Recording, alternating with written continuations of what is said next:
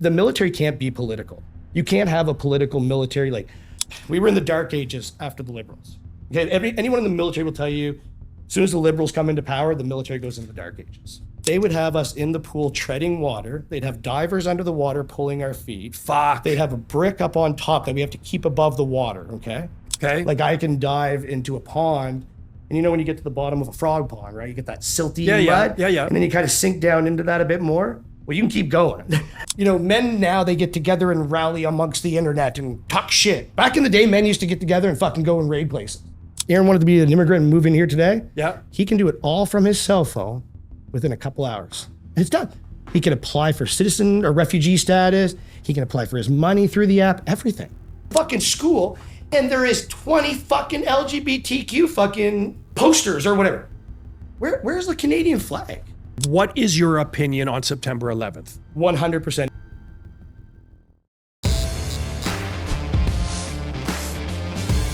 Kyle, welcome to the show. Thank you. Let's start with how you got into the military. Well, that goes right back to September 11th. That's just kind of like painted in my head. I was in grade 12 at the time when this happened. I was home for lunch and, well, I was staying home, let's say. And, at around 9 o'clock, that's when all that stuff started happening. And I was watching it all happen. And then obviously by noon hour, the buildings had fallen and everything, the world had changed. But everything changed now for us. And that was my cue that I wanted to kind of go into the military. At that point, I was actually coming to Ontario because I was going to do the OPP and become a police officer. Okay, yep. But the military was more of a, I'm from a small city. So in that city where I'm sure you're familiar with this type of lifestyle as well. It's if you're in a small city, if you want to make the hockey team, you want to make the basketball team or part of anything, it's all about who mommy and daddy know. Sure. What small city were you from? Fredericton. Oh, okay. Yep. Yeah. So you have this place where I wanted to go do something where I was tested, that I knew what I was capable of, where, okay, if I go there, it doesn't matter if Johnny's mom is sure the principal. It's who's ever the best. Military was based on your quality. Yep. What you put in. And my very first day on basic, when we showed up there was about, I'm going to say 80 of us. Now this is old. I was kind of that last generation of where the military went to soft as baby shit. And it was bad. But when I got there, it was good. We were still there and we were ramping up for Afghanistan. So they were trying to pump the numbers because we were doing about 5,000 deployment on every 6-month rotation. Okay. Sometimes it bump up to 9, it all depends, but most people don't understand the Canadian military is fucking small. Like you have maybe 55 to 65,000 like active. Yep. But what most people don't realize is maybe only 4 trades out of the whole military that are combat trades. So you're going to have your artillery guys, you're going to have your armor guys, your infantry, and your engineers. Okay. Those are your... Can you explain a little bit about... Oh, yeah, for sure. So picture your artillery guys are going to be the guys, they can sit back 30, 40 kilometers in the distance, okay? Wow. So they're usually at one of our FOBs, like Spermgar was where we had our main artillery unit. Yep. And they can basically hit anything from 40 to 50 kilometers away. And I'm talking like pinpoint, like 105 round, right in the basketball net kind of deal. Like it's that accurate. Plus you got the drones and everything moving around. So those are your safety nets, especially when you're getting hit somewhere and you can call an artillery if you're close enough. Okay. It's key for those situations.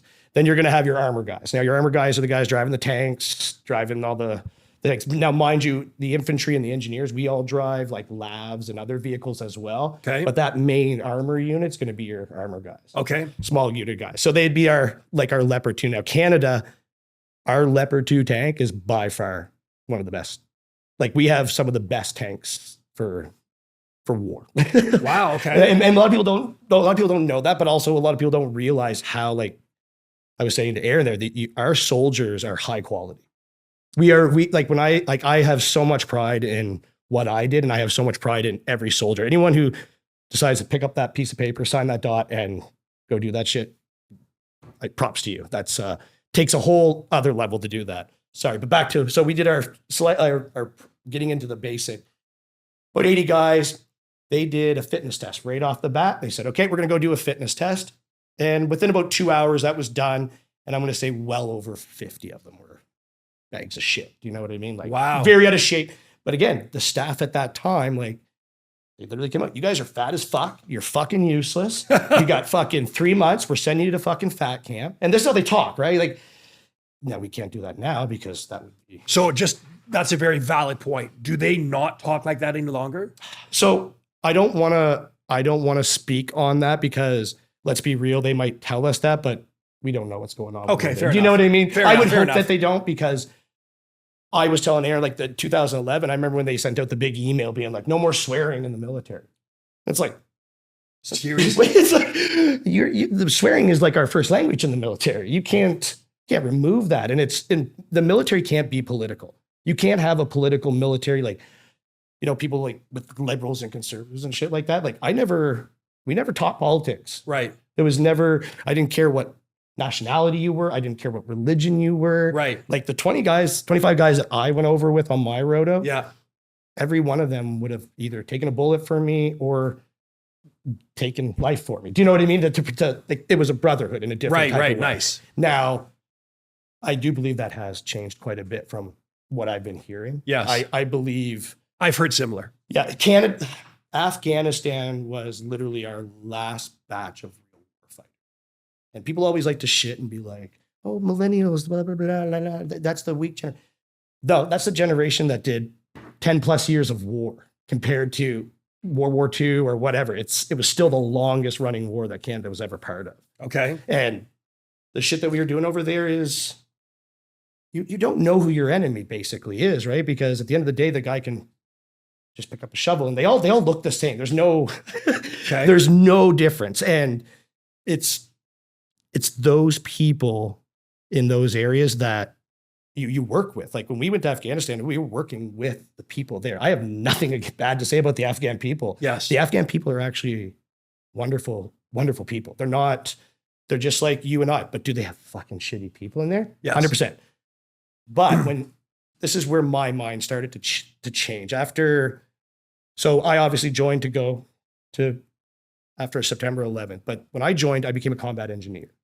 Now, And what is a combat engineer? so combat engineer is the fucking whore of the military. Okay. It wears 20 hats. So when you join these trades, right? Like, think of every job in the civilian world, you're going to have that in the military. Okay. So there are about 120 different jobs within the military that you can Fair. do. Okay. So it's the combat trades that everybody wants. And, you know, if you go to base here, I want to be JTF or I want to be CSOR. So our top tier units, you're going to have JTF 2. That's our creme de creme. Do you know what I mean? Yep. And even some would even say CSOR would be they're two different units. One is doing terrorism outside country, one's doing it inside. Oh, right? very good. Okay. So they have their own things. And then you have your CGIRU, which is our chemical and biological unit. Very small group of guys, not a big unit, but swift and deadly kind of guys. And then you would have, I would put your SARTech guys would be your next group. That's your search and rescue guys. Okay. And those guys, like, we touched a little bit on some of that stuff being a combat diver. So in the engineers, so you become a combat engineer, you're a field troop. That's the guys that go out, we remove the IEDs, we clear roads. Like when you see people going, you ever seen the guy going with the metal? Yeah. That's the engineer. Okay. So there's not a lot of us. Okay. That's the other thing too. The infantry is as long as you got a heartbeat and can walk, you're good to go. Okay. But the joke is, you know, we're infantry with a brain because they give us explosives to play with and we're the door kickers for them. So whenever they're doing breaching, like I was a master breacher in the military as well. That was my, like I said, I wore multiple hats. Nice. But that's what I love. I think that's why most people, there's certain people that join the military. You're either going to join and be a guy that's chasing medals, or you're going to be a guy who's Right. testing yourself to see what you're fucking really capable of, or That's an extreme way to test yourself, though. by far. Drown proofing is a great way. Drown proofing. Yeah. So there's all these different, so combat, I should be a little more explained. The combat engineer, you have your field troop guys, but then you can get into, we build bridges, we build roads. We do all the buildings because our construction tech is attached to the engineer unit. So construction is also in there. Our electricians are in there. Okay. HVAC guys. So Okay.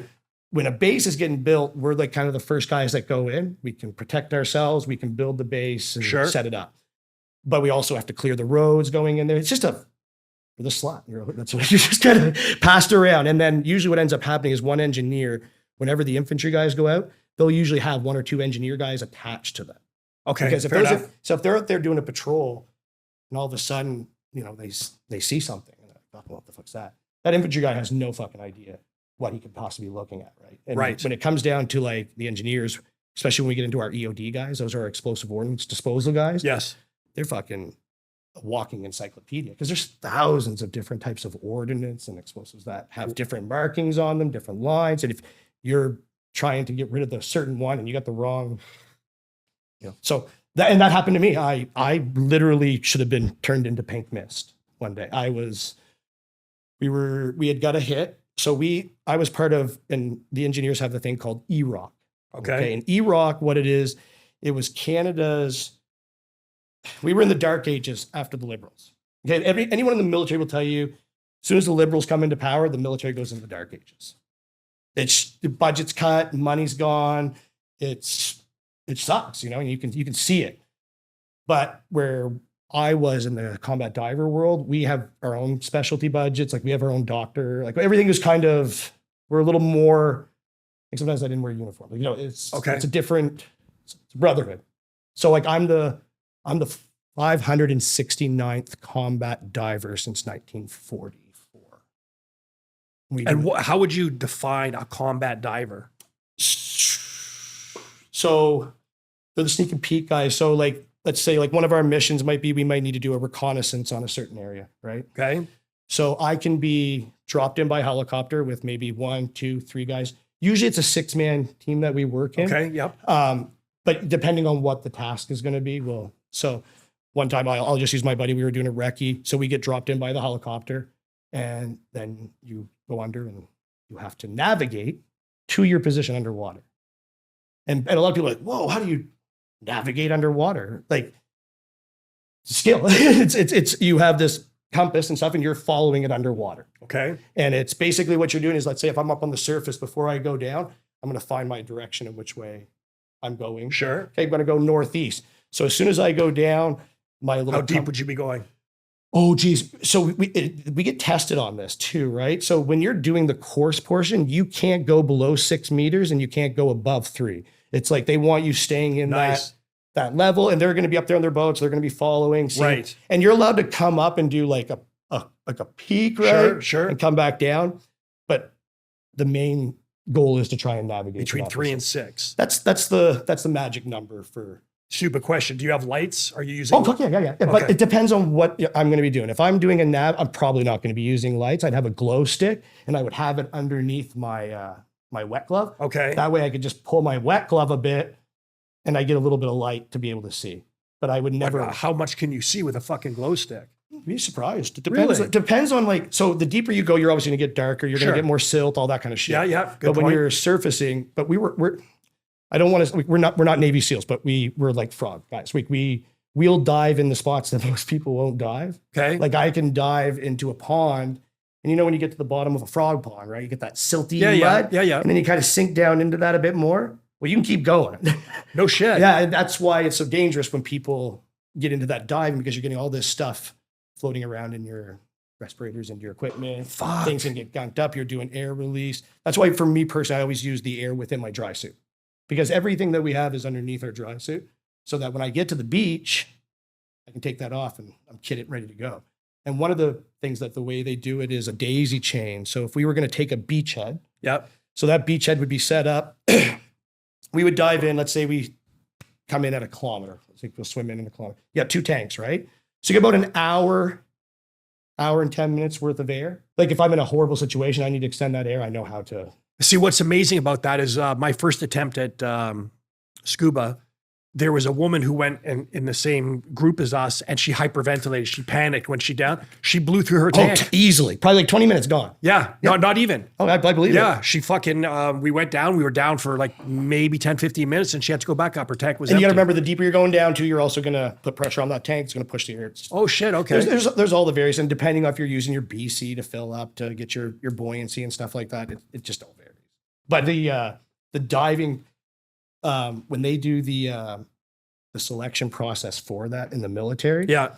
at the very end, the selection process is very different. I want to say it's not as professional as like the JTF2 guys that would do it. Okay. These are more regimental ran. So you have 4 regiments in Canada, which are engineer regiment. You got 1 CER, which is up in Edmonton. You got 2 CR, which is down in Petawawa. You got 5 RGC because, Quebec's always got to have their own shit. Yeah. Always. And then you have the East Coast, which is 4 ESR. Okay. And then our dive school was based out of there because you have your Navy, Air Force, and Army. Yeah. Now, diving was always a Navy thing. Okay. Okay. Those are our clearance divers. They're going to do like those deep dives with the metal. Yeah. Sure. A little more intensive saturation diving, that kind of stuff, right? Where we're more of, we don't go really any deeper than 100 feet. It's more tactical. And obviously the Navy wants that portion because the way the board works is when you're doing any kind of military exercise, as soon as the Navy gets to about 100 feet of a beachhead, they have to stop. Okay. And then they got to call it the military. Wow. They're not allowed to do those inserts. But wow. But it's so then they're also in this fight about it too, because these guys want to do that shit, right? And it's like, okay, well, go do it this way. It's just it has their own little political bullshit up there, but at the end of the day, we used to be trained by the Navy. So we would leave Gagetown.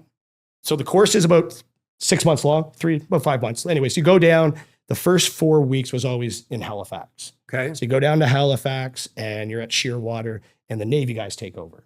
So you can imagine what a bunch of Navy clearance divers taking over a bunch of combat divers. They just want to beast the fuck out of you. And that's what they do. They basically beat the shit out of you for 3, 4 weeks, just of like, I'm talking no sleep. You're running anywhere from 15 to 20 kilometers a day. Fuck.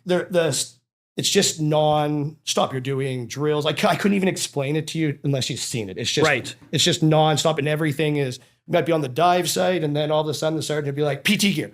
Everybody's running to grab their PT gear, and then it's running back, and you're timed on all that. It's just building that. It's mental, right? For sure. It's all about, and that's where the weakness will come in, is the mental weakness, right? Yes. That's why we eventually added the drown proofing. Yes. So to say that. Yeah. So what we found out is during the selection process, we were given, for my selection process, I had to go to Quebec.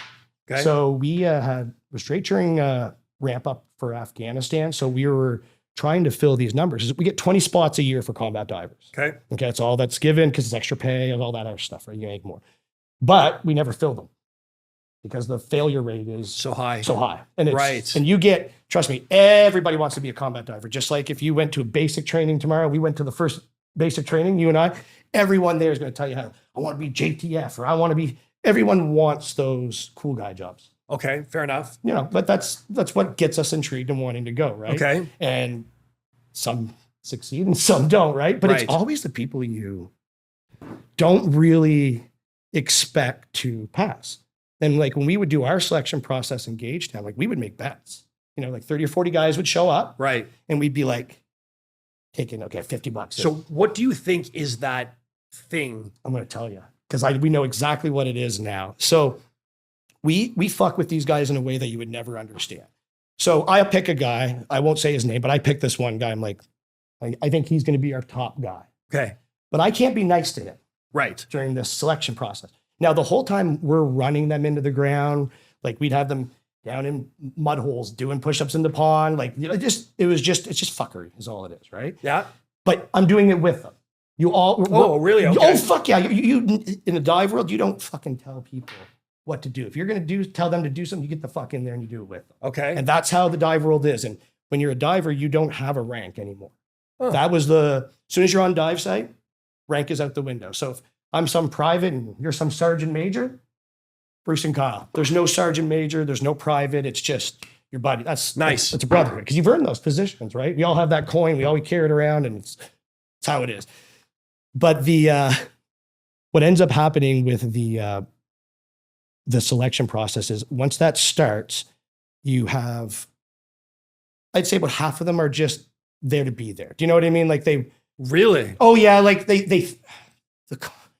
my first day when I walked in to go do the diving, because I was like, he's like, this Warren K. He's like, what do you guys want to do? You guys are new here. I was like, I want to go do the combat diver course. And like, I remember everyone just kind of like looked at me like I had fucking 4 eyes, like I was an idiot. And Right. I was like, what's up? And they're like, well, you just got here, man. You're private. It's one of the hardest trades to get it, like one of the hardest units to get into. And it's like, okay, well, I want to do it. And sure enough, I ended up going off and going up to Quebec to do it. And we had a guy up there, Chouinard, I'll never forget that man. He was probably one of the most fittest men, like really switched on. Nice. And this was my first introduction to this. We're all sitting in a big room. There's about 40 or 50 of us in there. And then these 6 guys just come in, all blacked out. Like, couldn't see their face, nothing. They're screaming, telling us to get on the ground. Like, we were all like laying on the ground. They were running us back and forth. Like, when we would eat, we had to like stand close to each other and eat. Like, they did all kinds of fuckery. They had listening to us to where we were. Like, it's called Hell Week, but that last day, there was a guy and he was like sitting in the room and he's like, oh, last day, boys, we fucking made it. And then all you did, it was just like instantly that door opened up and he goes, what are you guys talking about? This is 2 weeks long. We just call it Hell Week. And you just For sure. see the morale in people like, whoa, there's another fucking week of this to go. And they just would walk up and ring the bell.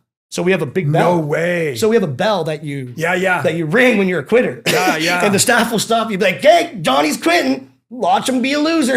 And that's what it is. It's no, and like when you're doing those PT sessions, like when we be on the pool, they would have us in the pool treading water. They'd have divers under the water pulling our feet. Fuck. They'd have a brick up on top that we have to keep above the water. Okay. Okay. My nickname was Bricks at the end of my prelim because of the fucking shit that they made. I was really, everyone has something special they're at in the dive kind of world. I float. I'm a floater. Okay. So I can tread water quite well. So what I would do is the whole point of diving is working as a team, right? I'd be like, boys, give me the fucking brick. So I'd sit there and keep the brick. And if the brick fell, you'd have to go down and get it. But when you try to go down and get that brick, remember, you're just in a pool, right? Yeah. 10 feet. So I'd swim down, but there's divers down there, actual combat divers. Right. And they're stopping me from getting that brick. They'll grab a headlock. Oh, fuck. They'll fuck with you. And you know how people to drown? Like, go, you know what I mean? And bring them up. Yeah. And that's where that drown proofing was like the game changer. Because what it does is there's 2 types of people. Mm. When you drown, you're either coming to and you're going to go, give me the fuck out of here. Yeah. Never want to do that again. Right. But then you get the guy that comes out, he goes, I know what I did wrong. I gotta get, there's just a difference. You see that in him, right? And that's what you want. You Right. need that person who's going to go that last instance. Like I've had a couple of very, very close calls, like diving where tangled up in rope, couldn't see anything, upside down with vertigo. And, and when you have a buddy down there, so like one of my buddies was so wrapped up in fish line. Right. Okay? And we were about, I want to say no more than 30 feet, maybe 20 in and around there, like not like almost where I could see the boat up top. Right. But here's the issue. He's trapped. So I'm pointing to him, like trying to take my knife, but I got to put my like face like right up against his mast to talk to him, right? Okay. Because it's pitch black, can't really see shit. Shit. Okay. So I'm yelling like I'm going to take the knife to start cutting, right? Now he doesn't want me to pull out the knife, right? Because it's pitch black and so you're sitting there and you're watching your air. Now I could have surfaced. Right. Now if I surfaced, what do you think's going to happen to me? He'll be okay. He's dead. That too, but I'm probably going to get killed by the boys that I'm diving with. You don't never leave a buddy behind underwater. If he's dying down there, you're dying with him. Fuck. That is, you know what I mean? It's different. It's just, so yeah, no, I would never have, there's been some times like that where it's just like, you have to ride it out and fucking pray to God that something's going to change. And I'll never forget that day when, I don't know, we still don't know what happened, but he got loose. We surfaced and we were fucking white as ghosts when we came up. Like we were done diving for a bit. You know what I mean? It was a shaker. Right. Compared to like blowing up, which is even a whole like that. Like I was saying, when I got blown up that day, I got blown up twice in the matter of 9 days. So the very first one was we were just driving down a normal route, vehicle blew up, we drove over it. If it wouldn't have been for the Conservatives coming into power, and I think it was 2009 or 2010, 8, can't remember. Yeah. They Whatever. came into power and our equipment changed. You got to remember, we went to Afghanistan wearing green combats, driving around in green vehicles. Like that's not a tactical group. You're sticking out like a sore thumb. Sure. All of our fucking equipment was flat hauls. So, when an explosion goes off, that's ripping that fucking vehicle apart. Okay. You need to have a V-haul. Okay. Path of least resistance, right? When the explosion goes off. Oh, very good. So that's the whole point of the whole V-haul shit when they talk about. I never understood that. Okay. Makes sense. Yeah. And that's what saves everybody. So what EROC was designed to do was basically go out before anyone was going to drive on those roads. Okay. And what they would do is they have this vehicle called the Husky. And what it's doing is get GPR, ground penetrating radar. It's taking pictures underground, right? And it's going to send images up. Yeah. So what it does, the Husky will take those pictures, relay it back, and then I'm able to determine, okay, that's an IED or that's not. So we had got a hit. Buddy pulls ahead in those two Huskies. Okay, comes in, you're going to go down and check that out. So I was like, okay, cool. We go to check it out. And before you dismount, let's say the IED is right here. Yeah. Your guys are going to get out, and my two guys are going to go like this. They're going to make a big square. Okay. And then they're going to come back out, and they're going to stop there, and they're going to be on point. But what they've done is they've made sure there's no command wire running into that position, so that when I go down, I'm good to go. Okay. Right? Yep. So I make my way down. As I'm making my way down, I'm obviously checking for anti-personnel mines, anything, looking around, making sure no one's looking at me, because there could be a guy standing up here with a cell phone. Could be a guy over here, because they're always watching. Okay. Always. It's I don't even know how to describe how much they watch. They watch what we do, which is our rules of engagement. Okay. And then they'll adjust to it. Smart. So what they had done before is they knew that when we would search, if we found rock, that the rock was giving off our GPR system. Right? So what they would do is put rocks over top of the actual IED beforehand. So I'm sitting here searching, and as I'm laying on this, I have pictures and everything, I'm laying on it, and I'm doing you take a knife and you just kind of prod through. And once you hit something, kind of tell what it is, clear it off. So hit a rock. So I call it, I'm like, Sarge, it's a rock. Like, he's like, okay, well, what do you want to do? I said, I'll push through. He said, okay, do what you got to do. So I stood up. Now, anytime I ever searched any spot, I always stepped on it right after. Had to. I lost a buddy right before we got there because of, he got complacent almost, he would say. You get used to doing the same shit over and over. So unfortunately, he got toasted, and I think we lost more people before and after than we did actually in country. Like, we never had anyone die while we were in country, which was amazing. So that was good. But when I got blown up that day, that was, like I said, it should have been nothing, because when I stood up, I stepped on it, nothing. And when I went to take my second, nothing. And right when I took that third step, there was a guy laying my buddy missed him. He was literally hiding kind of down in the corner, and he had a battery and a little wire. And all he has to do is touch that wire on him. And that's what I don't really remember, other than blew up. Now, the only person that I know that really saw anything was the guy that was in the hospital. This is all recorded and stuff like that. They do all their shit. The military has it. And he said, I was just basically kind of going through the air. But he said there was no rocks around me. And then when I came to, I was on the other side of what we call a wadi. Okay. It was like a little bridge. Yeah. The bomb was right before the bridge. So it threw me that way. So when I came to, I had my two buddies they were kind of fucking concussed from it. Okay. But as soon as that explosion goes off, that triggers air support. Oh, okay. Okay. So we have drones obviously flying around. They're doing their thing up there. And as soon as like a flash goes off, right, that drone is picking that up and going, oh, that's an explosion. Oh, and then on top of our helmets, we have these little IR, like flashing. Okay. So they know we're friendly. Oh, fuck. Okay. So what happens right away? Air support comes in, right? And what they'll do is they'll scrape everything around you, basically pushing the enemy back, right? Okay. Yep. And then that can be, and it's not at that point, I didn't think of it, but now when I look back more, it's a little more shittier, because they scrape everything, collateral damage.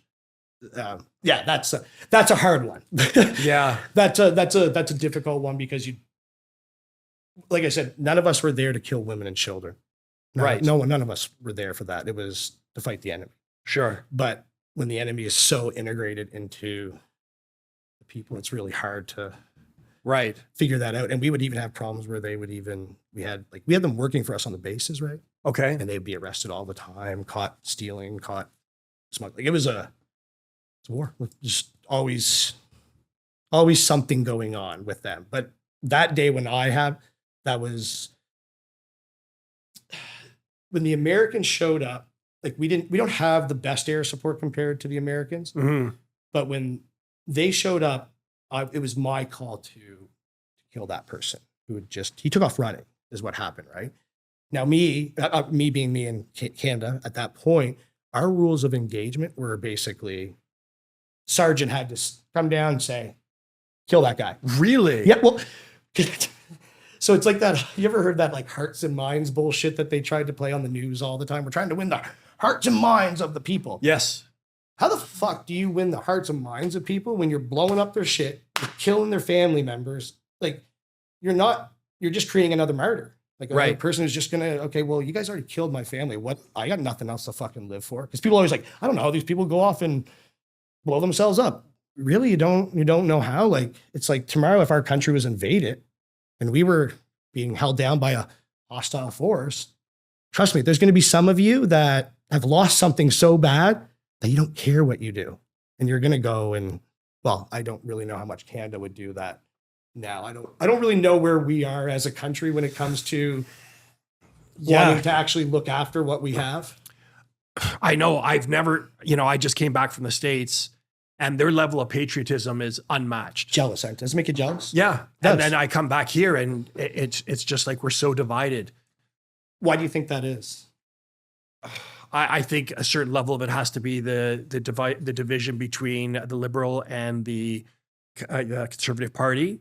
I think we've just divided people for every opportunity that we could. And, back to COVID, people that wore masks, people that didn't, people that got shots, people that didn't.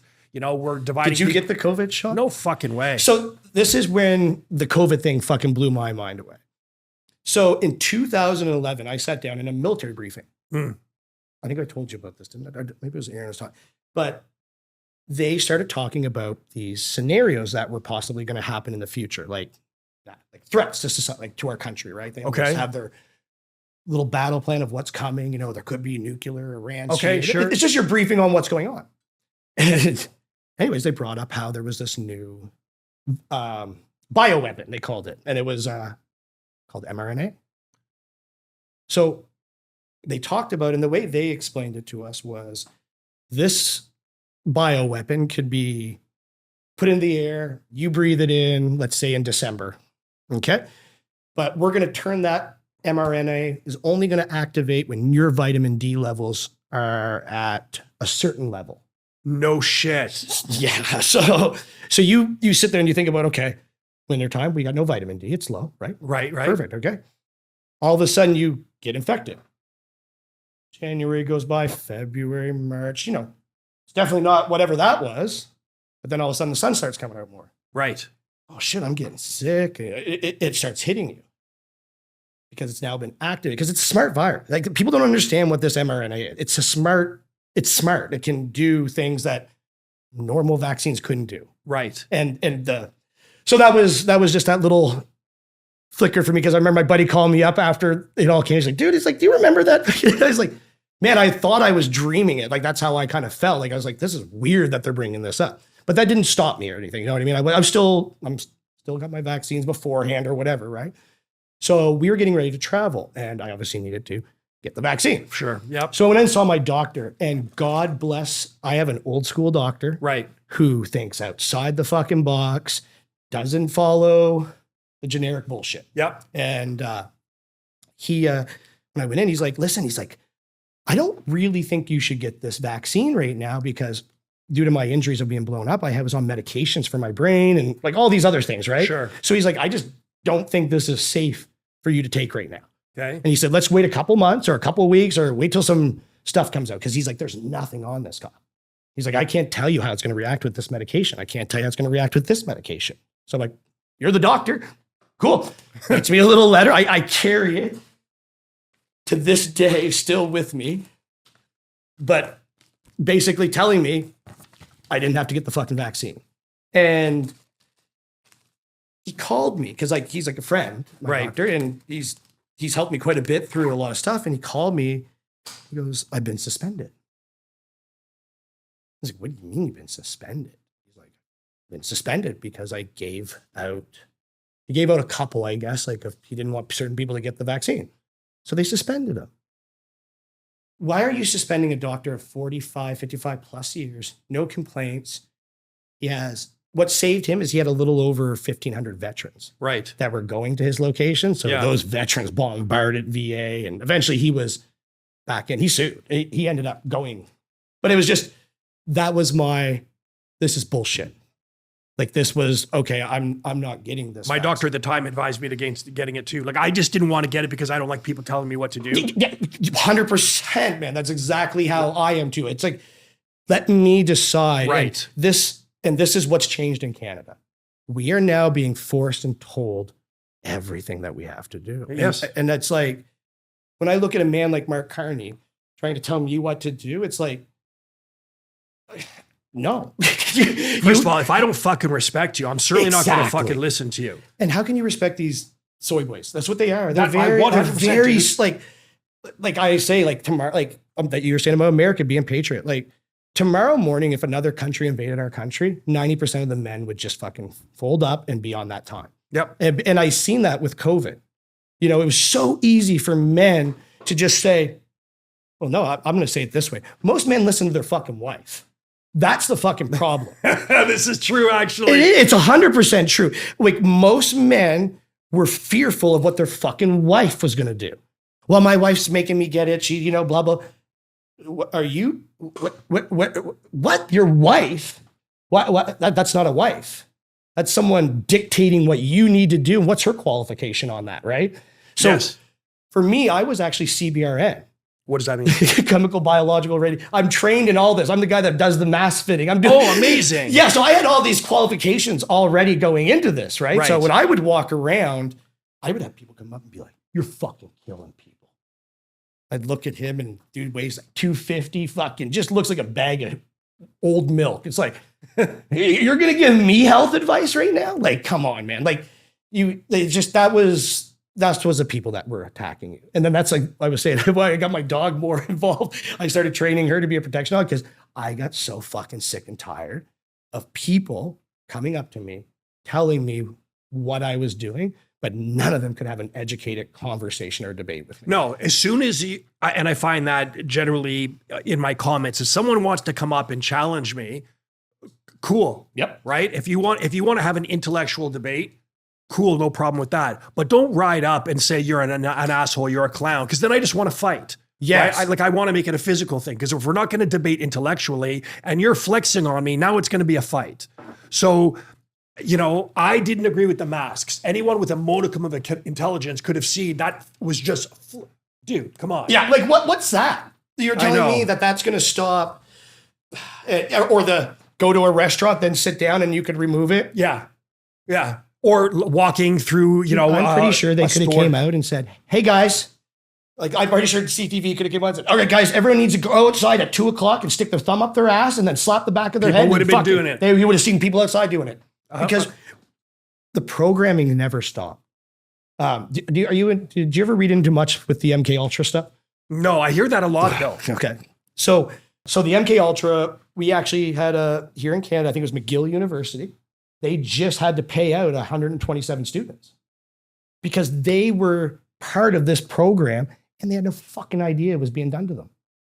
Okay. Now, MK Ultra was a way for them they were drugging people and controlling what they did. And they were setting up fucking little tick shops and stuff like that where John's, you know, they'd bring the guy in, the guy he thinks he's sleeping with some whore, but really he's being watched in a fucking window. And that's how they were gathering information. Okay. And it was I don't know the full deal. I didn't go down that one a lot. It was the McGill University thing that got me that was the proof that it was happening.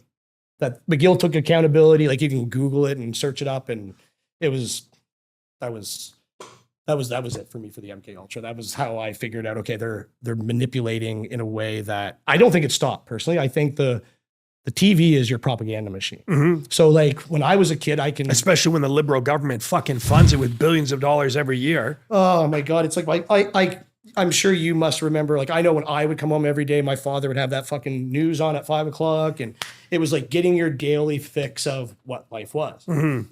And the same thing happened with September 11th. Like, obviously you've seen right now with the Epstein list, there's no stuff in there about September 11th. They've left that. Yes. Okay. So I wanted to squirrel back to that. And since you did, let's take it there. What is your opinion on September 11th? 100% inside job. Yes. And 100%. I've heard that from a number 100%. of people now. And I would take that to the grave with me. There's far too much evidence, far too much. And the reason my mind changed was I became a demolitions person in the military, right? Right. So I understood how to blow up bridges, how to blow up buildings, how to do all these things. Right. So during one of our demolitions course, we had a really cool older sergeant, and he goes, I'm gonna play something for you guys. It's in the course, he's just like, this is not on the test. He's like, I just want you guys to watch this, fucking leave. don't ask me about it. I just want I want you guys to see this. And when he played the video, it was the World Trade Center. Yes. But he had changed, like he had kind of zoomed in on certain spots. Now, if you watch when the World Trade Center is falling inside itself, which is impossible in its own fucking way, a building does not do that. But if you look down about 10 floors, you will see pops. The squibs. Squibs. And right. That's the dead giveaway. So what that's doing is it's fucking weakening that main structure column. Yes. Okay. Now, the year prior to that, who bought that? I do know Larry Silverstein, I think it was. Was it Larry Silverstein? Yeah, it was a shithole building. Festus. It was full of asbestos. Asbestos. Yes, yeah, asbestos. Right. So it was full of that, and he bought it. Right. But oddly, he leased it, but took out terrorism. Yes. On it. Only, I think, a week before the building went down. Yeah. Another really very interesting thing to go back to is a year and a half prior to that, Israel had an arts program going on in the World Trade Center. Mm-hmm. And you can go back and find all these videos. It's all fucking there. I encourage everyone to take the time because that's what people need to do. They need to start. I always tell my partner, I was like, after high school, most people stopped learning. They just went and did their jobs and they didn't want to learn anymore. And I understand that. Like, look at all this fucking crazy shit going on. How do you have time to fucking even process, read it, get into it without trying to raise your family? Yeah, I know. I've had this argument actually a few days ago with somebody. It's a decision that you have to make, right? Because do you want to live in ignorance and be somewhat happy, right? Because if you're oblivious to all this shit, and then when you start peeling back the layers of the onion, you start to see how fucking gross corrupt and ugly it is, right? Yeah. So you have to wonder, maybe it's better to be ignorant, but then you're living a fantasy. So I could never do that. So I'm at a point now in my life where I do think we should be hunting these people down. Okay. I really, really do think we should be hunting these people down. If you're fucking kids and hurting kids, you're dead to me. Mm-hmm. You're not a human. I don't even know why this is a topic of discussion. That's what I mean. For It's people. like, and then like we're all sitting here right now and we know what's going on. We don't have 100% proof. Okay. We can't say that person this and this person that. I get that. But the fact that all that's there, why are we not ripping that apart? Like, look what happened with the Floyd, like, any other thing that is great for some pull on a sensitive issue, like the whole George Floyd thing, or just anything that ever happens, we seem to put more effort into that. But why do you think that is? I think it's so big, Bruce, that we can't even comprehend it. I had my first run-in with child trafficking. So we had this thing in the military called the Sapper Net. Okay. It's just like the gossip network for what infantry guys might call it the infantry net or whatever. It's just soldiers talk. Okay. And you talk with other, because we do a lot of work with Britain. We do a lot of work with France. We do we work hand in hand. Like, especially when we do Roguish Boy, like I get all the dive units coming over for a whole 2 months and we dive together and it's hanging out and being buddies, right? Mm-hmm. share stories, you talk, you get drunk, people say things. I don't drink. So a do lot of I. guys talk and I end up listening. But what you remember the governor that we had here for Canada? She was from Haiti. I do. Yes. Do you remember when we had the huge fucking hurricane down there and we Yes. sent all of our troops down? Yes. Okay. The DR was doing an investigation, which Canada had no idea of. The United States had no idea of. Okay. We were just in Haiti doing our thing, right? Right. The DR was getting ready. DR means what? Dominican Republic. Okay. So the Dominican Republic obviously has their own secret police units and they Sure. were getting ready to do a big raid in Okay. Haiti. Haiti is probably one of the largest places for child trafficking. Wow. So it's just those. So the child trafficking trade basically started down in the Virgin Islands. Wow. So you can go back to there's two names I won't say, but you can go right. That's where it all came from. Because you could, from the Virgin Islands, they could ship in any direction, right? You had Puerto Rico, you had fucking Haiti, you had Mexico, you had all these third world countries where you could basically go in, scoop up kids that aren't documented and fuck right off. And that was a thing. Now, what ended up happening here was the DR ended up raiding the harbor and they found sea cans full of kids alive. Wow. But it was like, I want to say it was over 1,800. Like it was a ridiculous. Holy fuck. It was like a big number of kids that they had found. And I don't want to say any accurate number because then I'll get, but it was a large number of kids. And the chick that got busted, and Aaron Google that, she was the runner of the Hillary Clinton Foundation. And then Bill got her out 2 years later. Yeah. But this never even made it into the news. Canada never heard about it. But the reason it didn't hear about it is because Canada did something it shouldn't have done while it was there. Which is? So we were there doing services. I won't say what units were there or what groups. That way we're not putting it on anybody. But they were basically going around being like, hey, we'll move these trees off your house, but you got to give me and my buddies gummers. What's gummers? Oh. You got to fuck my buddy. They were basically using their power for taking advantage of these third world people. Yeah. Well, kamikaze fucking one way of doing things. Well, didn't all those guys get herpes and clap and fucking, it just spread right through the fucking, and then that's how it got busted and it got shut it down. And that's why we were silent, I think. I think we had embarrassed ourselves so much. Sure. America was like, you fucking say shit. We're going to tell people you were out there. And there's your whole game again, right? You hold stuff over people. And I think it's so bad. That's why we're watching what's happening in the States. Like we know what's going on in the States. We know Trump is protecting. You can't say he's not at this point. At this point, when you told us there was no fucking files and to fucking move on, bro. That I think was a huge mistake. He shot him. That ruined his. Yeah. Because I have a lot of close friends down in the States that were Trump fans. Yes. And, they were that hard mega movement. And Yep. it was, he's going to drain the swamp. He's going to do all this. There is only really one politician in the States, Matt Massey.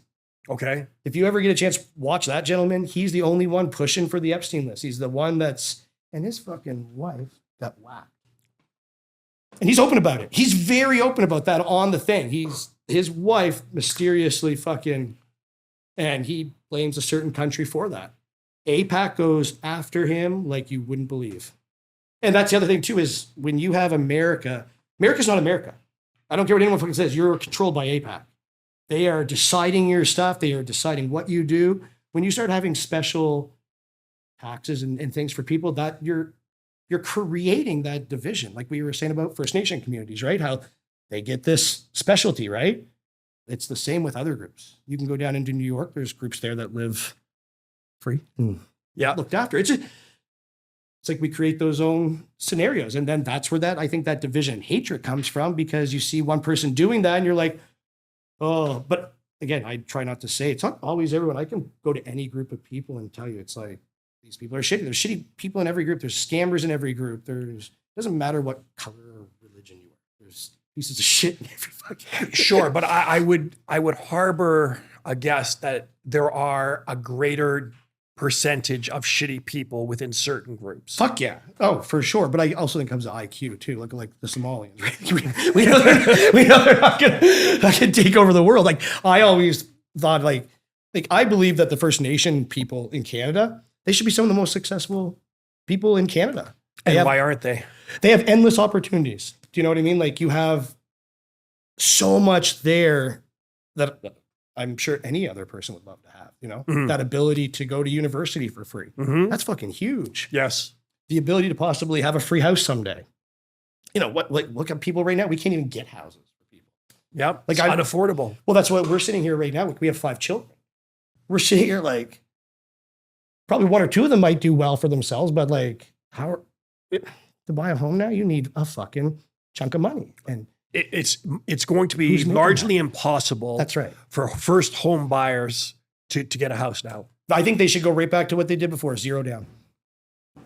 They used to do that. They used to do 0 down, and I don't know why they wouldn't when they say, okay, we're like renting a house, like when you rent your apartment. I'm renting to someone that's paying $2,000 a month for rent. That guy can easily afford a fucking mortgage. Unfortunately, he can't afford to get the down 50 payment. grand. That's right. But where's he ever going to get that making 40 or 50,000? He's not. He's never going to get it. So he's going to be stuck there. And then this is that problem, what's happening with all the immigrants that are coming into Canada, getting these massive fucking lump sum payments. That's right. And, you know, people are like, oh, that's not how it is, Kyle. That's how it is. It's 100% because we fucking seen it firsthand when we were dealing with our tenants. Yes. When I watch my tenant come in, like I was telling, okay, so we put our rental unit up, 3-bedroom. There's not many 3-bedrooms in this small town up in Edmonton. So we knew it would rent quite fast. Within 2 hours, 58, 60 messages, you know, people wanting to rent it. And it was getting to the point where it's like, I'll pay $2,000, I'll pay $2,200, I'll pay $30,000, I'll pay the whole year up front. So I have to ask and be like, hey man, like, I can't just go deposit $30,000 here in Canada. They'll flag me, blah, blah. He goes, oh, it's all good, man. It's government money. You know, we're all getting our back paid. So he has him and his sister and brother living in this place, just each got 80 grand. That's right. And then they can actually apply for other stuff. He was telling me, like, he even said, he's like, I don't know how Canada does this. He was very, like, you're not going to turn it down either. If you were going to another fucking country, you're going to take that fucking handout. Yep. How, like, you think, you know, it's just, it doesn't make sense. Right. But the problem I have with it is that we are allowing unchecked people coming into the country. They do with the app, eh? You heard about that? No. So when you come in here, if Aaron wanted to be an immigrant and move in here today, yeah, he can do it all from his cell phone within a couple hours. And it's done. He can apply for citizen or refugee status. He can apply for his money through the app, everything. They had a big talk on it there, like during the hearing, like saying like, it's basically the ArriveCan app, but done for helping immigrants get in. It's fucking crazy. But it's done, again, this is our government doing this on purpose. Right. So let's answer that question. Division. Why do you think the government is doing it? Right? Because there are ramifications for doing that. Our health system's getting fucked. The crime is going up exponentially. Huge, yeah. I train with a lot of police officers, and one told me recently that what we see in the news is just just a fraction of it. Yeah, absolutely. We do not see the real shit, because if we did, we'd have different thoughts about it. Right. It's like when they say, male killed or something like that. Then you find out it's not a male, it was a tranny, or it was some other culture that they just don't want to say. That's right. You see it big in the States right now when they're doing their listing. It says like all these white men that had caused all the crimes, and they go to look at them. Every single one of them is either Black, Asian, or Mexican. Yep. It's like, oh, you're just labeling us now. Right. But here in Canada, I was blown away when Carney got it. I'm not going to lie. Like I was. Yeah, I don't think he This won whole that. elbows up things, like I literally felt like I was walking through a country full of fucking, half of them are retarded. Like, and I'll say that word. I have no problem telling, like, the fact that we've allowed words to hurt feelings, it's everything. Okay. And we even have it in the school. Like one of my children was in school and they fucking pulled him aside. Gave them all these fucking letters and like these little words. And on these pieces of paper, it said gay, lesbian, trans, all these different fucking words, right? All these, the Fruit Loop fucking list. And they all had to stand. And then they had to move and do these certain things, but he wasn't allowed to move. So he asked teachers, he's like, I don't know what this is. Like, because he didn't know what trans was. Now, mind you, my son has a gay uncle. Like, we know about that stuff. It's, it's just normal. But we don't do this, like, teaching, like, oh, did you know guys could cut their dicks off and put their balls up into their ass and all this other weird shit. We just don't talk to him about that. He's in grade fucking 7. And I he agree. doesn't need it in his school. I agree. And then you go to the fucking school and there is 20 fucking LGBTQ fucking posters or whatever. Where's the Canadian flag? Like, we don't want religion in the school. They won that one in a way. But then they bring in Muslim shit. Yes. No problem there. Okay, well, I'm Christian. I don't want that in here. I had to remove my beliefs. Should be the same for that. I agree. Same thing with the fucking LGBTQ shit. Yep. It's all fucking pushing onto us. And this stuff has been going on this isn't the first push that this has happened. I have a couple of friends of mine that are teachers, and the amount of They must hate it. They do. Yeah. They fucking do. It'd be hard, man. Like, could you imagine going into work like, I want to be a teacher, but I also don't want to talk about fucking dick tucking in special underwear. I don't even know why we're having these conversations with kids. Oh, I can tell you why. It's because of these fucking left-leaning groups that want to make everybody equal. We're not all equal. We're fucking not all equal. We are not equal. And that's where, I talk about a lot of the podcastings. Like, we'll talk about that. Like, a lot of these right-wing or left-wing podcasters, it's super easy to get on and say you're going to do all this stuff and talk all this shit. But in reality, it's like, would you actually do anything that you're fucking saying? It's super easy to get online and say these things and do these Same things. guys who think they can fight. Yeah. Oh, that's why I was telling you about when I went to Afghanistan. That flight, I will never forget, because we were young. We're all in our early 20s. Mm-hmm. Some of them were even younger. All they're talking about, can't wait to fucking get in a firefight. Can't wait to go and kill. Can't wait to go do this. And I'm sitting here. I've got a son who's cooking in the old lady's belly. I got I got another child. I'm sitting here going, I don't want to fucking die. Because I just lost my friend 2 weeks prior to going. Right. And I found out he died through the fucking Calgary Herald calling me at 1 a.m. Excuse me, Mr. Davidson, would you be willing to tell us how your thoughts on Stephen Marshall's death? What? And that's how I found out my buddy died. Right. I just hung up. I couldn't answer that. Right. It's just fucking. And then 2 days later, my buddy Justin gets cooked in a lab. Drove over and I can't imagine how to go out that way. Picture the big labs. Mm-hmm. That thing fucking blew up, and he was trapped in the driver's seat, just cooked from the fucking. It's horrible, and those are, to me, those are. I didn't want to do that. Like I'll go do what I need to do, right? But I wasn't going looking for it. Right. If it happened, it would happen, and that's what ended up when we got there, and the first bullet started flying. Yes. That's when you see grown men cry. Yes. You see grown men want to go home. Right. And you see the side of the men. It's like, oh, you're not that tough. And right. It's not the guys that you think. Like I seen guys covered in tattoos, jacked to shit. Just because you're covered in tattoos and jacked to shit doesn't mean you're fucking tough. Oh, no, I know. Like, look at the little jiu-jitsu guy there he's on road. Anyways, you would never think that. But that guy could fucking tie you up like a pretzel. Yeah. Yeah. But I think when we got there, I just wanted to get it over and done with, get my money. Cause that was I was going to buy my first home. Right. That's really, Were you well compensated? for me? Yes. Oh yeah. Well, not, I don't want to say, oh yeah. So no, it was a battle.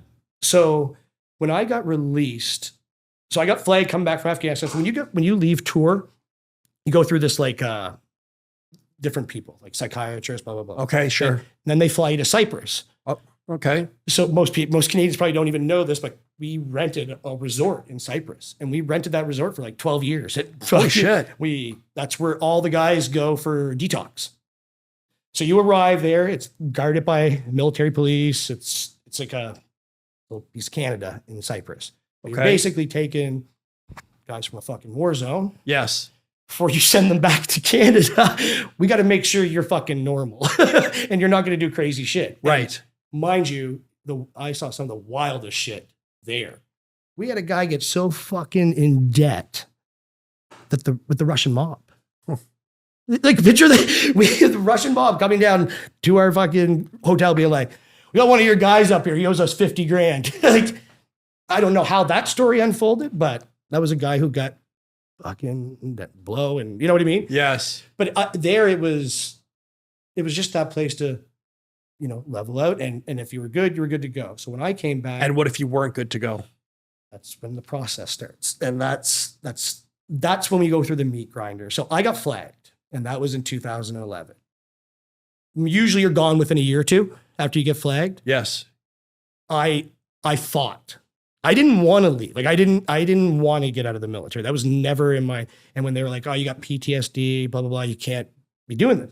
And in my mind, I'm like, fucking PTSD. Like, what the fuck's that mean? Every one of us got fucking PTSD. We just went to a country and did war. What do you expect us to just come back and be like, oh, we're all good to go? No, it's war. That's why I have such anger against the way we treat our veterans. Oh, well, I'm going to blow your mind on this one, because and this is for everybody, it's not just me. Like I think about what I went through.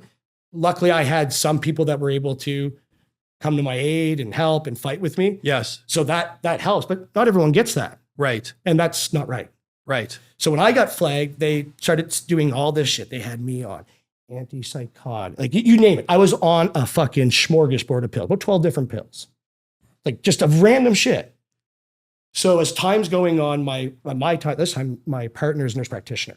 Okay. So she's very well educated in medications and stuff like that. And we went into a meeting, and she's just like, hey, like, what the fuck is the point of this? Do you know what I mean? Like, 2 months now, like, on all these meds, nothing's changed. And they're like, oh, well, you just wouldn't understand, ma'am. She's like, no, I'm a nurse practitioner, and I'm actually going to contact the health board because this is scary. Like, you guys are over medicating. You got him going to this doctor, he's prescribing, this guy's prescribing, then this guy's prescribing, and you got no one communicating. And you don't know the contraindications between all the medication. Fucking one bit. So as this is happening, luckily I was in the dive world. Now, being a combat diver, we have our own doctor. Oh, okay. But we use a civilian doctor. Okay. So it's not a military guy, right? So we were able to change things. And that's when they started doing, we reached out to the guys down in the States, the SEAL guys, and they told us how testosterone, hyperbolic chamber. So what we ended up finding out was PTSD was there regardless, but I had a brain injury. So I had a TBI. And this is why we couldn't fucking get a pinpoint on it, right? Like I would be taking my meds, nothing was changing, or this would be. And then as soon as we did the testosterone, yep, fucking game changer. Yeah. So when and it was wild, because it was one of the guys from the SEAL unit that I know, that he was the one who put me onto this. Mm-hmm. He said, listen, get your test levels checked, just see where they're fucking at. Yep. So went in, and dude, I might as well have been at fucking zero. Because I was on so many medications, right? Sure. So I'm on all these medications. I'm not fucking sleeping. Mm-hmm. That'll drop your test. Yeah, everything's just dog shit, right? And I feel like shit. And I was at a point where I did have that barrel in my throat. I wanted out, but I could not leave those kids behind. Yeah. That was my thing. That's also very common, though. That's not just you or solely pinpointed to your brain injury. When your test levels are so low, you're dealing with anxiety and depression above and beyond what you're already dealing with. As soon as somebody messages me and tells me that they're struggling or they don't have enthusiasm for life, I'm like, did you ever get your test levels checked? Yeah. I'm a huge proponent for that. Well, it legitimately saved my life. 100%. As soon as we got that in there, I think we started off, I was thinking like 0.8, like just a very small dose, right? Oh yeah. Okay. Sorry. 0.8 a week. We were trying to get me into that so level. 0.8 a week, depending if you're taking an anathate, I was taking enthate. Anathate. Okay. So at 200 milligrams per ml at 0.8, you're taking about $1.80. That sounds good. Yeah. Okay. So, but that's what I was basing. How often though? So now I'm different, right? But then it was just, what we were doing is we were doing shots at 0.8 every week. Okay. And then we would go in and do blood work. Yep. See how high we got it up. Perfect. We were just going at a slow pace. Now I just take a consistent 1 ml a week. Yeah, that's fine. I find I perform best around 500-600. Yeah. For me.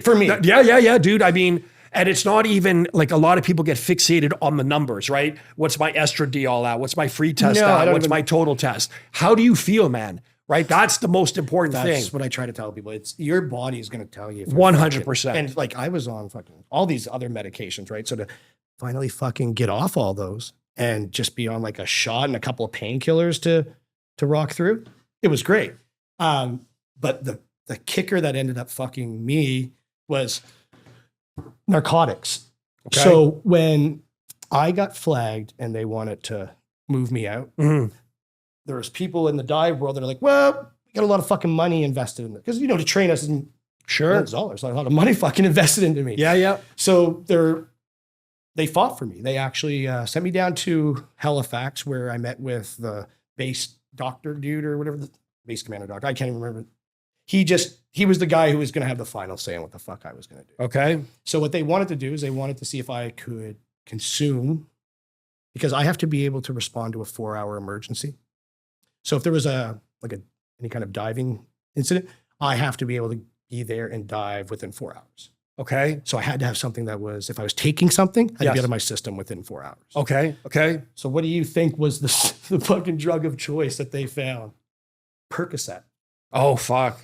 Yeah. So That's so addicting. You wait till I tell you this, my friend. So 2011, they popped me on Percocet to see that what it was is they needed something to deal with my pain, Yep. but they also needed something like an antidepressant as well. Yeah. I didn't know Percocet. No, worked it on that. actually, this is fucking fuckery right here is what I'm going to get into. So I was on all these like they had me on an antidepressant, Sure. antipsychotic. Yep. But if I had that in my system, I couldn't dive Really? because it's in there for so long, right? So under pressure, different. Oh, okay. So they were like, okay, so you can't have those. Well, the doctor's like, well, there's this new drug, Percocet. It's kind of like an upper. It's going to give you that little bit of energy, blah, blah, blah. So I was like, your doc, like, I want to dive. You know what I mean? I want my position back. So they started testing me. So I had to basically do my dive testing while being able to consume. I fucking excelled. I actually became better. Wow. And it was this, please, if anyone's listening to this, don't think that Percocets are going to fucking save your life. That is not, I was an odd shot. For some fucking odd reason, they worked extremely well with me. I could perform. I could do all my, nothing changed. I still succeeded. Do you know what I mean? I went on to do my leadership courses. But the problem was, this was 2011 when I started, right? 2012. Okay. 14 years ago. Still on to this day. Wow. And it got to the point where I was up to about 150 milligrams a day of Percocets. Right. So that's like, let's just say the little 5 pills. Just do the math. You know what I mean? It was like 50 pills. Like I was, Fuck. but there was no one ever questioned it in the medical field because I never showed no addiction. You know, there was Really? like I wasn't chasing it. Do you know what I mean? Right. Like I wasn't going out on a Friday night. Like I don't drink either, right? Like Yes. that was another weird thing in the military. I was one of the only guys in my dive unit that didn't fucking drink. Yeah, Right. but they loved it because I was always a sober driver, got them around. But that didn't fuck with me like it did with some other people because I've watched what it's done to people. Right. What Yeah. about liver toxicity? Clean as a whistle, bud. So you're an abnormally.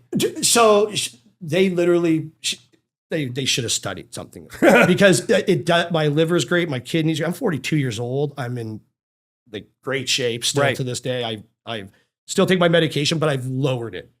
So it became a point now where it was like, okay, I'm either going to be fucking on these for life or I can slowly start to To wean off. And that's basically what I've done. So I used to be at that high number and now I've got it down to about 50 to 60 milligrams a day. Okay. But it doesn't affect me. Like if it was hindering me, like, still raising my kids. Yes, I'm sure, not sure. in debt. I'm not chasing other things. It's very consistent. So I guess I look at it as not a bad thing, but I do know what it is and I do know what it does. Well, I mean, if you're not having any negative side effects from it, then it doesn't fucking matter. But I do have I would say I'd have negative side effects, obviously, when I do a cold turkey stop. Oh, for sure. So that was the wildest part was when about 2 months ago, we decided to do a cold turkey stop. And Wow. I went, like 14 days? 14 days? Yeah. And that's when I really noticed my hyperhidrosis and the other injuries that I had sustained from tour. And that was, but again, I still use it to this day, but I would like to get off. Mm. But why though? Like I like that you say that. It's like, cause I'm like, I was talking to my doctor. I was like, should I be like off this shit? Cause like you read about it and you know how bad these things are and you hear about how bad, right. and she lost her mother to that one day. So there's a lot of deep shit there that you know what I mean? And I just, I've always been worried about it. But until I see like something bad, I guess I right now it allows me to function in a way that Yeah, if you're not having any negatives, if it's not affecting your blood panel at all. one thing that I found was like with your vitamin D, Yep. your K2. K2, but I have to pull up because I don't know all the fucking names, man. I just literally Yeah, I take about 20 pills. In the I'm morning. up to 40. Like I got my magnesiums, Yep. I've got my CQR. No, 20 in the morning, and then I have my nighttime Okay, shit. yeah. Okay, so that's Yeah. how I am. I do my morning session, then I do my Yep. evening session. Yep. But since I started doing I was always kind of a supplement guy. Yep. But definitely has gotten far more. And I think it's because I have more time to read and research. a Are bit you more. doing any peptides? That's what I was talking to you about. I still haven't reached out to the gentleman that you have. Yeah. I've got it, but so I did do the TB57 or The TB, BPC the BBC 157. 157 and the TB 500. Yes. I did do that Yep. for my back because my And? back is fucked. That's where my main injury was from when I blew up. Yep. Ripped all the shit in the back, but I was finding that was great, but it was just it's a fucking shots. I'm already taking testosterone once a week, and I just Yeah, see, for my test, I don't take it once a week. I take it every day. oh no. So Yeah. you're doing like a really small dosage. then? Microdose. Okay, right? you're Sub-Q. Oh, you're doing sub Q. Yeah, man. First of all, it's a better way of absorption. Secondly, I fucking hate putting shit in my muscles. Like I used to take tests like that all the time. And my lipotropic shot that I take once a week, I just did it this morning in my shoulder. Yeah. I've been on test or various forms of steroids or whatever for fucking ever. Dude. Well, I did So- my first very steroids probably when I was like 22. I Yeah, tried me it too, once, me but too. then I never did it again. I joined Yep. the military. But then 35, I've been on testosterone since 35. Yeah, I've been on testosterone. I'm 58, so late 30s. But I don't, people always say, oh, it's so bad to stay on. I'm like, On test? yeah, I'm like, Shut up. I've been trying to chat like my father. I'm the man I am because of my father. He's a fucking hard ass man. He's second degree black belt. and Nice. He was a Bruce Lee fan. He's the guy that, never fucking had a sick day at work. Just old school. Yep. As soon as cell phones came out, he's like, I'm done. If my mother died tomorrow, he's fucked. Because he won't know how to fucking do anything. I'm like that with my fiance. So for having someone like him, I was like, Dad, because he's in good fucking shape for almost 70 years old. Good him. And I'm Good for like, him. dude, you should seriously think about testosterone. Yeah. Because I think he would Go get it add- checked at the very least. Oh, but it's dealing with him is, how can I say this? My father loves me more than anything, but he would never take my advice. Yeah. It's that relationship. Do you know Yep, what I mean? yep. I'm just the son, and you do what you want to do with your kids, Kyle. I'm where I'm at in my life, and that's that. I think at the very least, men, once you hit 40, go get your shit Agreed. checked, Agreed. right? And there's so much Health new benefits. science. For sure, dude. Tons of health benefits. Like people think taking testosterone is the same as going on a steroid cycle. well, that's what ruined it. Was the whole people The thinking bro science shit. Yeah, I know. Yeah, those guys that do all that's And even still, like I'm not against people going on smart cycles. It's just that when we it's the male mentality. Well, if I take 5, I get this result. What happens if I take 10? What happens if I take 15? And we fuck ourselves. The reason why I had to go on test so early in my life is because I started a cycle of steroids in my early 20s, and I had no intelligent guidance, and I fucked my hormonal cascade up. So my test levels were always fucked. So I had to go on test. But because of that, you learn so much more, though. Sure, it's a painful fucking lesson. We all do, but I'd rather, I wish, like you just said, having that guidance is huge. And I look at the generations coming up right now, man. There's no men guiding. No, man, no. And not only that, we're fucking championing victims. We're celebrating weakness. That's why I'm so vocal about that. Let's talk about that guy that fucking stabbed his kids. Yes. Like, what the fuck is that? This man is literally on social media, making videos, doing tarot card readings at the park, Yep. and he fucking stabbed his baby. Yep. See, this is where I got to be careful what I say. If this was fucking 100 years ago, men now, they get together and rally amongst the internet and talk shit. Back in the day, men used to get together and fucking go and raid places. I think we've lost that. We've 100 Canada for sure. Yeah. That is gone from Canada. I believe in fucking old school I do too. Western justice. Yep. I always tell her I was born in the wrong time. Like my ideal, like if you said, hey, Kyle, if you could be doing anything right now, what would it be?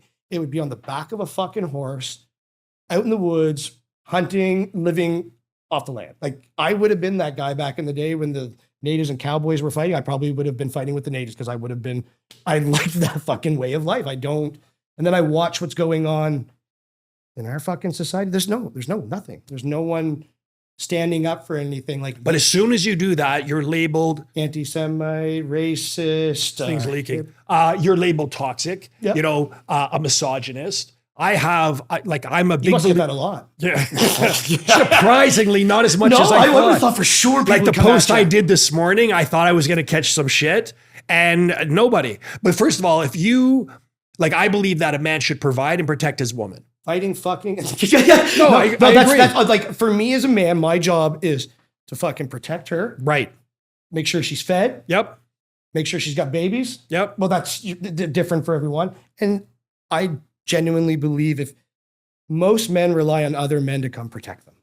Yes. Yeah. I'm not that. I'm not. And the problem is Canada doesn't allow us to protect ourselves. But see, that's the difference too. I know for a fact, if you come into my house, you're dead.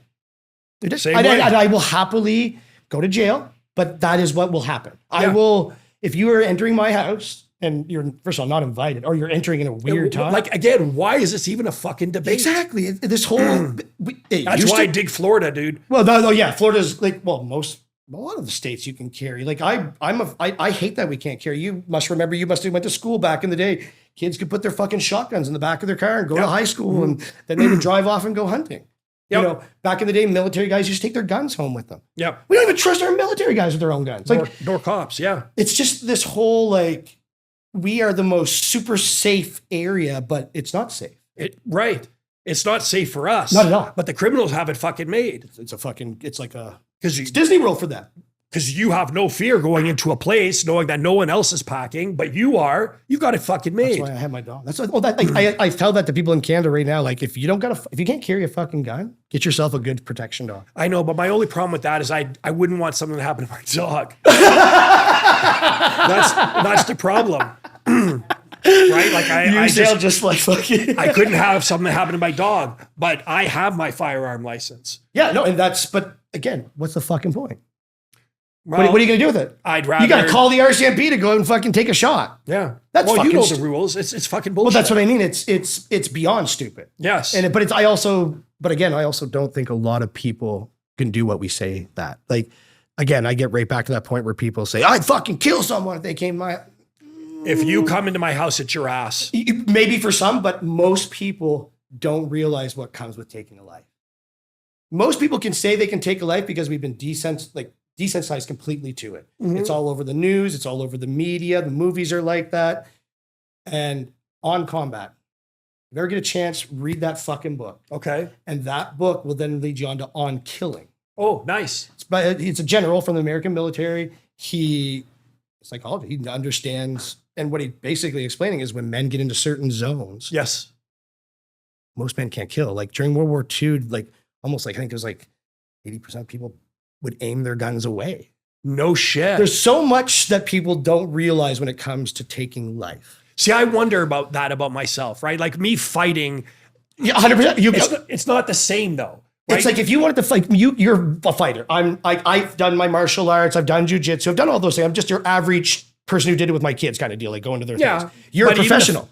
If you come at me and I know, there comes Bruce, he's going to fucking fight me or hurt me. Dude, I'm going to kick you in the dick or fucking kill you in another way because I'm not going to fucking come at you with your skill sets. I'm going to come at you with what I know. And that's the difference, right? That's why sometimes I have a problem with sport fighting. Oh, okay. Because, you get triggered a bit? Sorry? Do you get triggered a bit when you're doing it? No, because let's just say that you and I are just grappling, right? Straight jits. How do I know that you're not just going to try and bite the inside of my thigh, right? How do I know you're going to not try and gouge my eyes out? 100%. Now, we do train to prevent that, but there's a mindset between fighting to win and fighting for sport. Yes, and that, all I'm saying is if I'm out somewhere and in that situation, like you see these guys doing their wrestling or like some guy jiu-jitsu in the gym. Yeah. And in my mind, I'm like, what isn't like you can get out of that.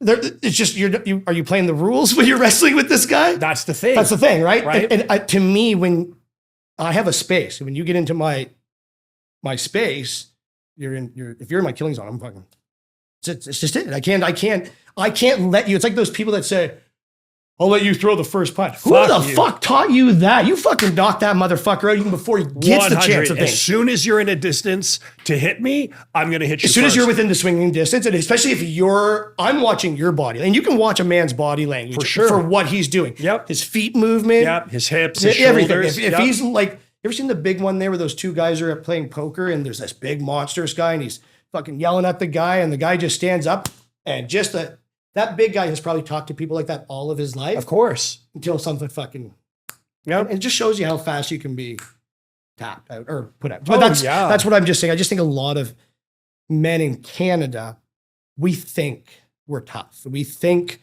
we're violent. And I just say, go down to America for a couple of days. Let me take you down to Texas. Let me take you to a couple of my buddies' farms and let's go hog shooting for a week and see what type of men you're dealing with down there. Yeah. Like, and because I have problems with some men, how they act online. Yes. Like, because you've done it.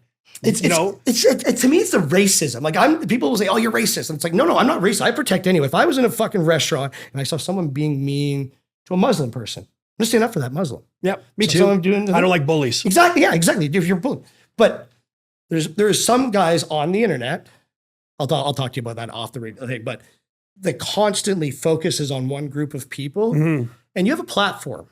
Okay, not you, this person, and you choose to constantly hit one group of people, and yet you'll never speak of the group that you were so fucking loud about, who now fucking diddles kids and protects kids. Why don't you call that shit out? But you love to call Muslims being perverts. Yeah. There's a lot of reasons for why that happens. People are bought and paid for. Yeah. Right? I mean, the fortunate thing about for me is that I no one can buy you. Yeah, there's that. But I don't want to be seen as an influencer.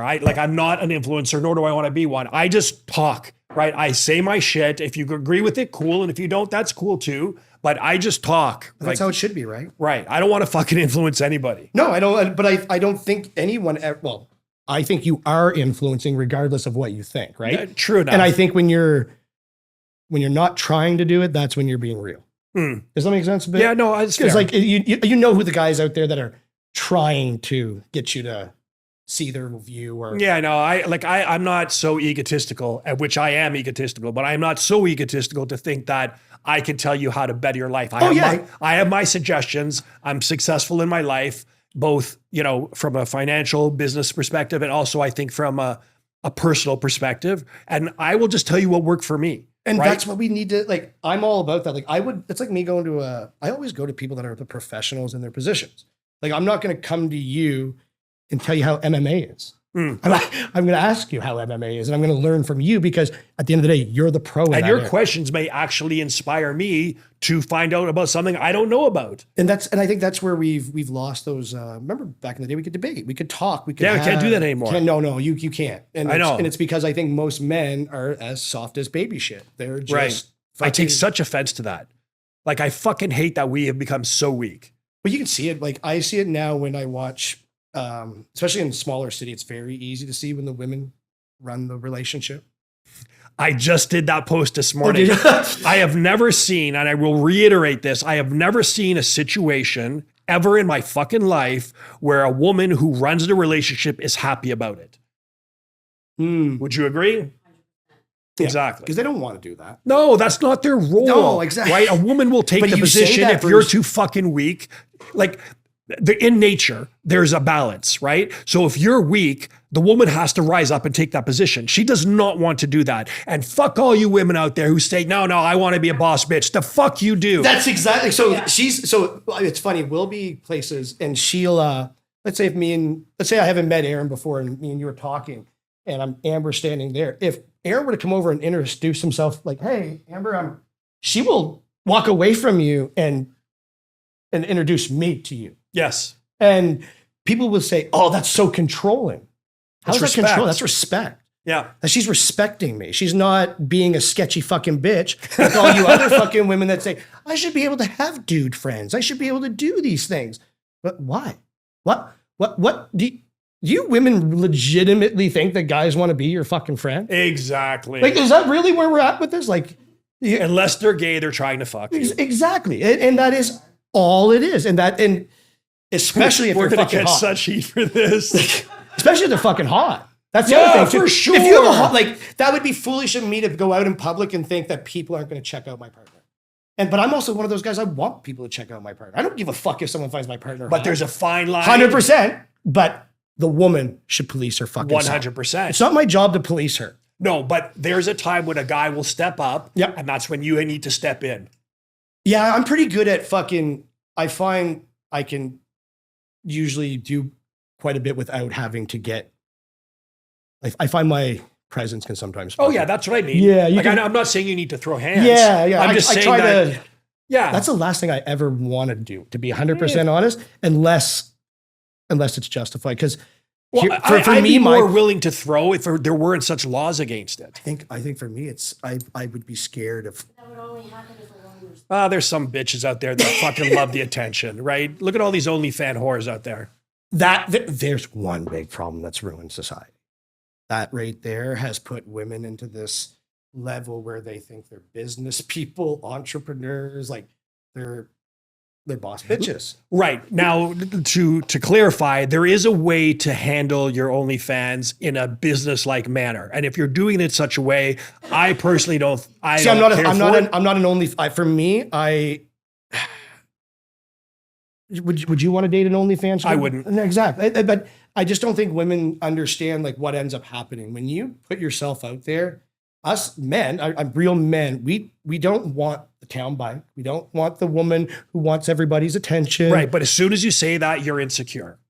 See, I don't. Yeah, maybe, but I wouldn't say I'm insecure. I just know what the fuck I want. Why is it okay to have standards? Why is it No, okay? it is okay to have standards. They're Why trying is it to tell okay us for a this. woman to say that I want a guy 6 feet tall, 200 pounds that makes $1 million a year? But as soon as a guy says, I don't want a chick that's got over a fucking 50 body count. Dude, I've literally walked out on a girl because she had cankles. All a cankle is telling me right there is that fucking ankle is getting ready to support a big bitch in a couple of years. That's all that's telling me. Look at ankles. I swear to God, you look at ankles on a woman, that will tell you right there. Oh, you that's see a girl interesting. big ankles, that body's preparing for something. A little elephant foot. I'll Yeah. get heat for that one. Direct your comments Yeah, to Kyle. to me.